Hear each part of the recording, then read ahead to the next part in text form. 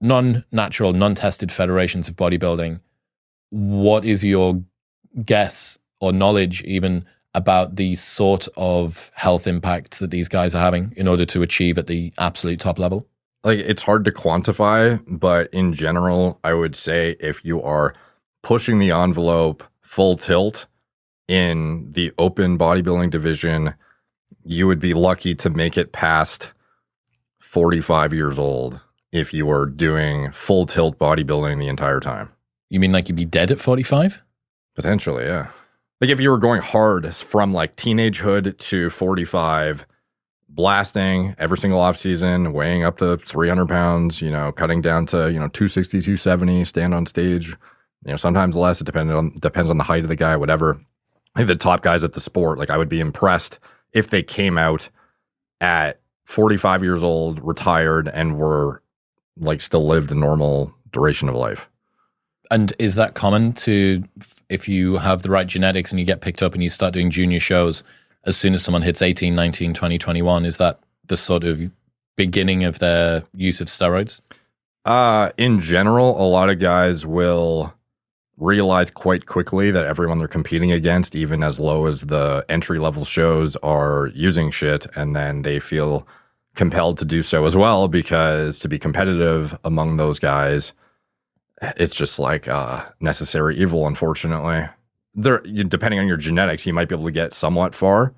But once you get to the pro ranks, like you're not going to win top shows at all if you're natural. It's just impossible. So let's say that someone hasn't dropped dead at 45. I'm going to guess in terms of health outcomes, being able to live a normal life which isn't assisted with a ton of drugs on the outside, is that a risk as well?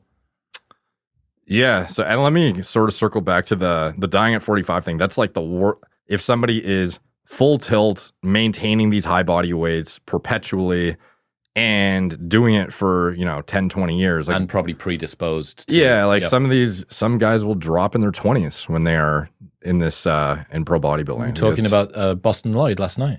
Yeah. Obviously people will use him as a outlier because his use of drugs was so extreme and just such, he often would neglect even getting diagnostics to assess things. And he just, I don't know. Like, again, I don't have all the insight on exactly what he was doing or not doing, but it seemed, it was a lot of some mental issues around the compulsion to take certain things that he knew was probably unhealthy. But anyway, the bodybuilders that are trying to live the lifestyle, though, and are eating copious amounts of foods, taking the drugs they need to maintain the high body weights, like it's just unhealthy in general. Like there's nothing fitness or health conducive about it at the end of the day.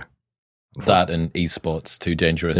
Yeah, obviously magnitude's different in terms of danger, but I mean, like one is physically and mentally pretty problematic, and then the esports thing, it was just the second thing I could think of underneath that. Makes sense to me, man.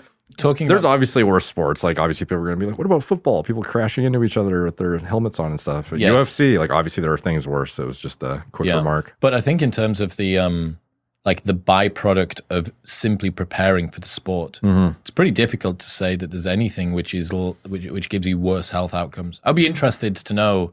It's like the act of actually preparing is not necessarily unhealthy when you are in the middle of off season. You're training hard. You're doing hopefully getting a decent step count still, eating your macro and micronutrients. But it's just when you get to the super physiological range of muscle tissue that your body's supposed to hold, and it's literally fighting back against you to try and not hold as much size.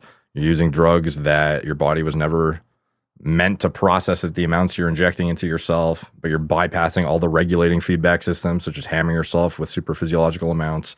Like, it's just anything above that threshold, you are getting into escalating risk territory. And like, obviously the natural bodybuilding in itself, other than the extreme weight cutting and water depletion potentially, the act of natural bodybuilding is not unhealthy. Like, it's a very healthy thing. And I don't think the general bodybuilding shouldn't dissuade people because it's unhealthy. It's just the drug use, the excessive body weights, and the excessive eating they have to do to achieve those body weights with the drug use that is the most problematic. So you're saying that there is a ceiling to muscle carrying capacity that bodies have, and that you start to bounce off a particular limiter? Because I've always thought, like, why is it that you don't have bigger variance in how particular bodybuilders at the absolute top look on stage? Like, why don't you have people that are another 50 pounds bigger than everybody else? There sort of is. Some people, like have you ever seen Big Ramy? I have, yeah.